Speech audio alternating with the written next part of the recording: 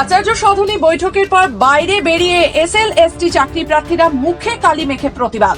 বৈঠকে সংসদের SSC chairman জানিয়েছেন যে তাদের কাছে নিয়োগ করা সরকারি কোনো নোটিফিকেশন নেই, ফলে তিনি অপারগ। সেই কারণে চাকরি প্রার্থীদের এমন প্রতিবাদ। পাশাপাশি তারা বলেন যে কুণাল ঘোষের বাড়ি যাবেন এই বিষয়ে জানাতে, কারণ কুণাল ঘোষের মধ্যস্থতায় এই বৈঠক হয়েছে। আজ সল্টলেকে আচার্য সদনে আসে 2016 সালের প্রথম এসএলএসটির নবম থেকে দ্বাদশ স্তরের মেধা তালিকাভুক্ত সকল প্রার্থী। কলকাতার রাজপথে নিয়োগের দাবিতে আন্দোলন চলছে। এরই মধ্যে তৃণমূলের মুখপাত্র কুণাল ঘোষের হস্তক্ষেপে দুবার বৈঠক হয়েছে আন্দোলনকারীদের সঙ্গে নিয়ে পর্ষদ সভাপতির। আজ তৃতীয়বারের জন্য কুণাল ঘোষের মধ্যস্থতার শেষবারের জন্য বৈঠক করতে আসলেন আন্দোলনকারীদের 5 জন সদস্য সংসদের চেয়ারম্যান সিদ্ধার্থ মজুমদারের সাথে। আজ এই 5 প্রতিনিধি দল একটি স্মারকলিপি পেশ করে। গত 22শে ডিসেম্বর শেষবারের আলোচনায় আন্দোলনকারীদের বলা হয়েছিল যে কম বেশি 1 মাসের ভেতর অর্থাৎ 1 ফেব্রুয়ারির মধ্যে নিয়োগ সংক্রান্ত ফলপ্রসূ পদক্ষেপ নেওয়া হবে।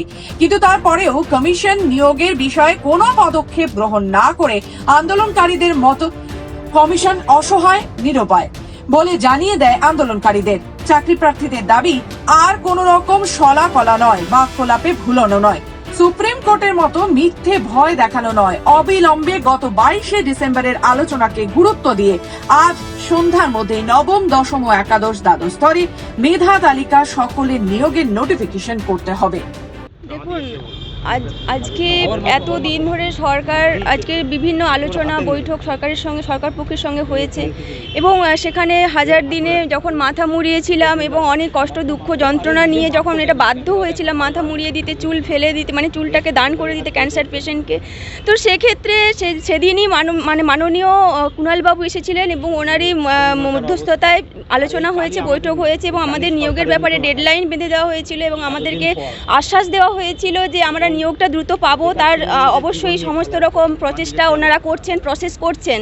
তো সেক্ষেত্রে আজকে এসে দাঁড়িয়ে দেখা যাচ্ছে যে কোনো রকমই ওনারা প্রসেস করেননি। সরকারি তরফ থেকে কোনো রকম মানে নোটিফিকেশান দেওয়া হয়নি চেয়ারম্যানের কাছে যে রেকমেন্ড মানে যিনি করবেন। তো সেক্ষেত্রে চেয়ারম্যানের একটাই বক্তব্য যে উনি রেকমেন্ড অবশ্যই করতে রাজি আছেন, কিন্তু সেখানে সরকারি নোটিফিকেশান দরকার, প্যানেলের বৈধতা বাড়িয়ে কতগুলো সিটে কিভাবে নিয়োগ হবে সেটা অবশ্যই চেয়ারম্যানকে দিতে হবে। তো সেক্ষেত্রে চেয়ারম্যান তখনই স্টেপ নেবেন এবং নিয়োগটা করবেন, উনি আজকে স্পষ্ট জানিয়ে দিলেন। এবং আমরা আজকে বুঝতে পারলাম যে সরকার আজ পর্যন্ত আমাদের শুধুমাত্রই মুখের কথাই বলে এসেছেন, কোনো রকম কাজে কিছুই করেননি আমাদের নিয়োগের ব্যাপারে।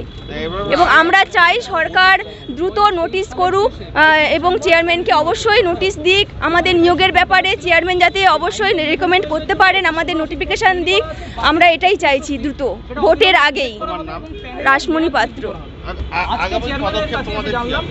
আগামী পদক্ষেপ একটাই, সরকারি দপ্তরে আমরা যাব।